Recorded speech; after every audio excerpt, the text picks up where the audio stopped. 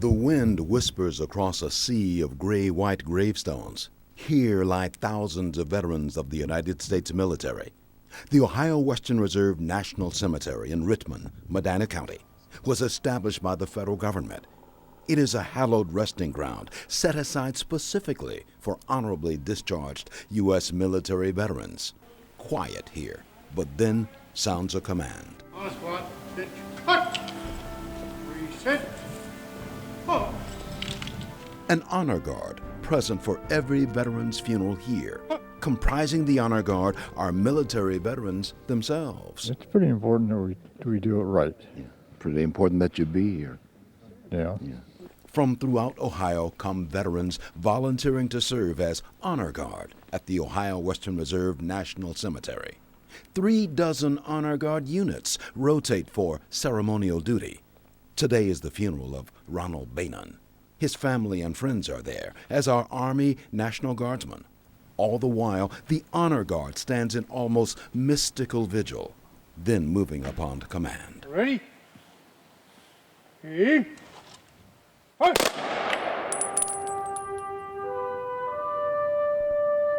Taps, its beautiful, lonesome bugle notes echo mournfully across this garden of stone. Honor, tribute to the last. Last farewell. Last farewell. Yeah. Yeah. Sometimes it chokes you up, doesn't it? Has its moments. There may be as many as 15 burials in a day. At each is the volunteer honor guard of aging veterans, men mentally steeled in military tradition and respect.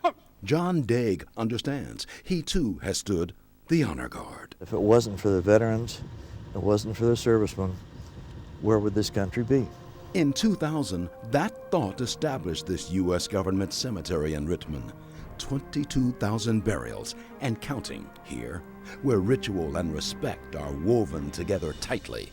So too are memories as family members often return. They did a gorgeous job. They had the gun salute and the flag. And it was a wonderful ceremony. They did a great job. It's just kind of hard to talk about. Rows of gravestones, and underneath, each one, the body of a member of the U.S. military, a veteran who served his country honorably. Now each is at parade rest. John Daig and the others are of single mindset, passionate in offering gravesite tribute for any veteran. Those who served protect us. And the weather, as we know, makes no difference. We gave our time, but now we're too old to serve, so we spend our time up here. Most of the honor guard are aging men, veterans of the U.S. military. And often when a member of the honor guard dies, he too is buried here. Sometimes there is a burial in which no family or friend attends. Still, sometimes we're out here, there's only one person there, but we still perform. in my Ohio, aging ceremonial guards are silent sentries offering salutes to memories of the honored dead. Veterans who, as they did years ago, still stand the duty, serving. I'm Leon Bibb.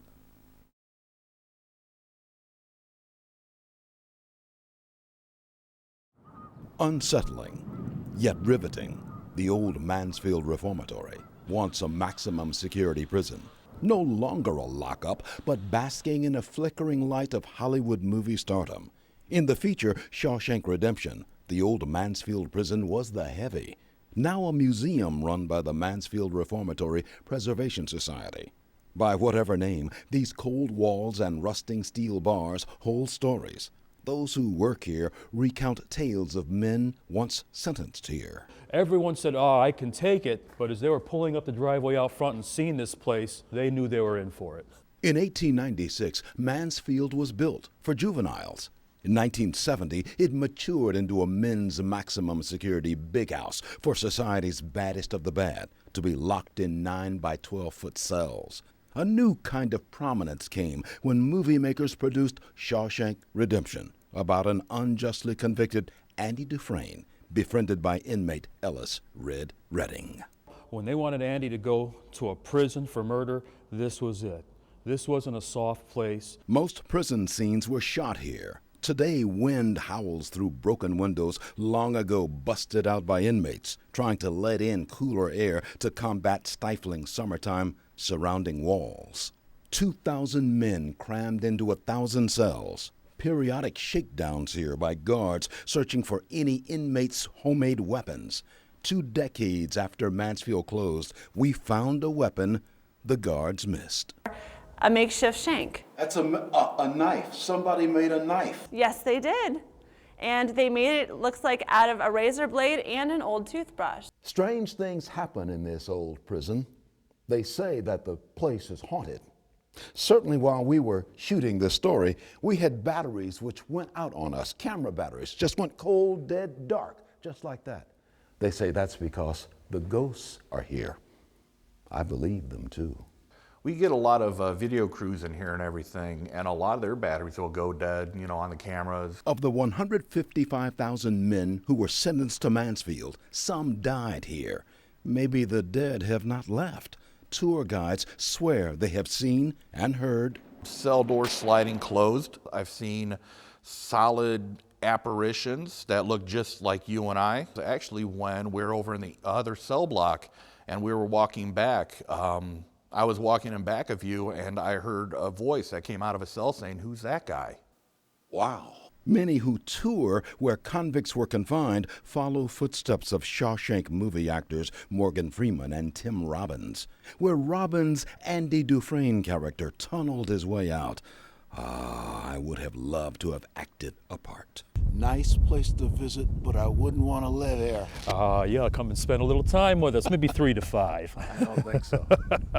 An old Mansfield, Ohio prison which grabbed stardom as notorious Shawshank in the so-named movie.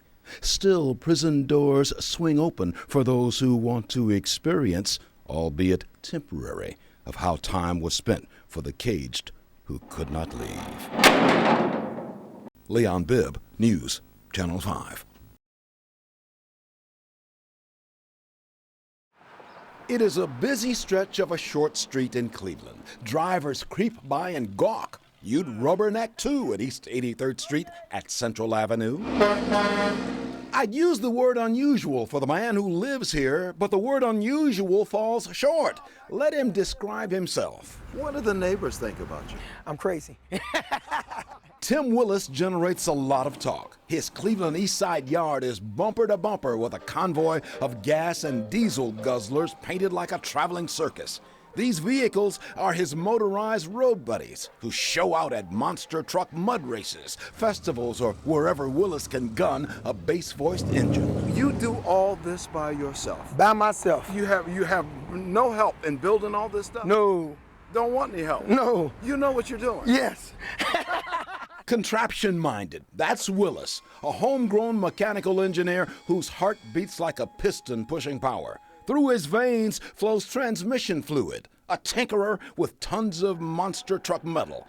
He's an eye-catcher, all right. Come out here every day just to see what you got new. He has a hellified mind. He's a genius. Big description for a man who is self-taught. Where did you learn to do this? You know, just taking stuff apart, like generators. I buy them and I want to see actually what makes them work. He and drivers he hires convoy their colorful trucks show to show. They are a traveling circus with a mannequin riding shotgun. Willis's Big Daddy Fix-It shop on wheels leads the way. In it is whatever Willis figures he might need on the road. He built his shop, every inch of it. Pretty good for a high school dropout who was so bored in the classroom, he sweet-talked a junkyard owner to let him hang around. Finally, the junkyard man bellowed, "Hey, kid, why don't you take some of these throwaway parts and see what you can do?" And I built the car in my living room because I didn't have no garage. 30 years later, Willis is still seeing what he can do. In his floor-to-ceiling packed garage is an old hospital heart pump doctors used in heart surgery. When the hospital closed, the machine was up for auction. Willis bid, figuring he could take it apart for ideas in making monster trucks. It taught me a lot of how you can take a little gear and put it with a bigger gear and get more torque. 54, divorced, he has seen 2 marriages. Each wife complained she was second fiddle to his real passion. The wife said, "Tim, it's me or your trucks." Willis made his choice. For a few years, he worked in a machine shop, but was so bored he quit and went in business for himself. That evolved into nationwide road running as a showman. If the price is right, he'll wheel spin through a muddy racetrack or park his circus at a festival and get paid. But in a free show at Cleveland's East 83rd and Central is a parade of drivers, eyeballing grunting machines and cranking engines. This is the neighborhood showstopper, a robot, 18 feet tall and 4,000 pounds. Tim Willis, the self-made man, made this man. And this man has the ability to walk down the street 1 foot in front of the other. They can actually walk or drive, stop, and it can stand up and start walking. The new big man on the block is a transformer or a robot, a mechanical man able to walk the walk. Baby steps for sure. Soon this Frankenstein of steel and hydraulics will heavy-foot it with giant steps. Robots, barrel voice, monster engines. When Willis gives him the gas, he fuels his own passion. Story of a self-taught former junkyard scavenger turned showman with a heavy street corner show. That's how I do it. If you see him on the highway bound for a show, let him have the road. It's his.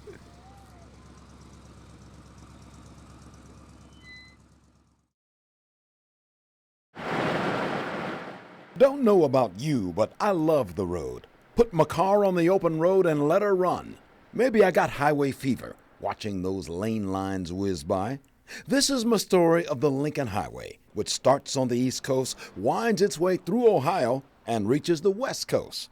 A historic Lincoln Highway ride, I promise you, now that you're riding shotgun with me. But let's take a momentary detour off the Lincoln to link up with Bob Lichty, connoisseur of old things. In Canton, he sells vintage cars. As well, he is past president of the Lincoln Highway Association, celebrating the nation's first coast-to-coast highway. Recently, he drove the entire route. We went on the 1913 route, which is the oldest segment, and we did 270 miles of dirt road in Utah. In 1913, highway-minded people broke ground for America's first transcontinental road. Named in memory of President Lincoln, the road was born in New York City with sights set on San Francisco. The road still exists. 241 of its miles cross Ohio. Interestingly, in its early days, there was no government money involved. Government didn't believe it was their duty to pay for paved roads across the country, only maybe in cities and stuff like that. So several wealthy auto industry businessmen, including Goodyear Tires founder F.A. Seiberling of Akron, built it. Idea was build a road and people will buy cars to drive the road. It worked. The Ohio section of the Lincoln lumbered out of East Liverpool, moved on toward Minerva, curved into Canton, and rolled through Robertsville, passing through some of the quaintest areas you've ever seen. Following the setting sun, the road made for Mansfield, Delphos, and Van Wert, and points west. In this entire country, this is the best piece of the original brick Lincoln Highway, 16 feet across. Head in that direction, we'll reach New York City. If we spin it around on the Lincoln Highway, head in this direction, San Francisco. Here we come. The present Lincoln, just as in 1913, is peppered with businesses offering roadside flavor. Most of it is a grown-up road now, but it has an old-style essence here and there. At the LA City Diner in Canton, the cook will fry your eggs, all within sight of the Lincoln. Do people come in knowing this is the Lincoln Highway? Yes, last week I had lots of people. Most drivers blow by without a thought of the road's history. Out in the country, the pace slows a bit. Tight turns in the road, especially where the path is its original brick. Because this part of Ohio was brick-making country, the brick fellows got a piece of the building action too. Why don't we make a gas station stop and check on our directions? You get a lot of folks who stop in and ask you about the Lincoln Highway? Not a whole lot anymore, but we used to. Maybe that's because most drivers know the old route, now mostly modernized and widened with asphalt as US 30. That's another story inside our Lincoln Travelogue. Years ago, roads did not have numbers. They just had names. You're on the Lincoln Highway. You're on the Dixie Highway. Well, that got confusing. A lot of people didn't know where they were. 1938, the government said, let's put a number on the road. This is US 30, Lincoln Highway. Whether named or numbered, what the Lincoln did was open up this country. Road work begun in New York in 1913, finished up in San Francisco 2 years later. For the first time, drivers could travel, albeit on a narrow strip, from New York to San Francisco. They could motor through more than 700 cities, towns, and villages in 14 states, including Ohio. This is what opened up all of America to transportation, both for commerce and for pleasure. It is US 30, but signs remind you this is still the Lincoln Highway, cutting a swath across the continent with a good chunk of it passing through Ohio. The first transcontinental road, built in 1913, still rolling, and so are we, tooling along the Lincoln Highway, a part of my Ohio. I'm Leon Bibb. When death comes, it leaves a hole in the lives of surviving family members. This story is about death, but mostly about life. Not only because life and death are 2 points on the same line, but because there are several hundred Cleveland area young men who give of themselves to grieving families sorrowed by death. They are high schoolers who come as special pallbearers with lifting hands and heartfelt prayers. Lord, teach me to be generous. Teach me to serve you as you deserve. St. Ignatius High School in Cleveland, a Catholic school. Among the faculty are theology teachers Dan Barron and James Skirl. The two teachers lead what is called the pallbearer ministry. These high school students are learning of life and death and love and compassion. Let's take a look at different dimensions of the human person. Our thoughts, our words, and our deeds. At St. Ignatius, students crisscross the campus. Here, one goal is for them to enter as boys and mature into manhood.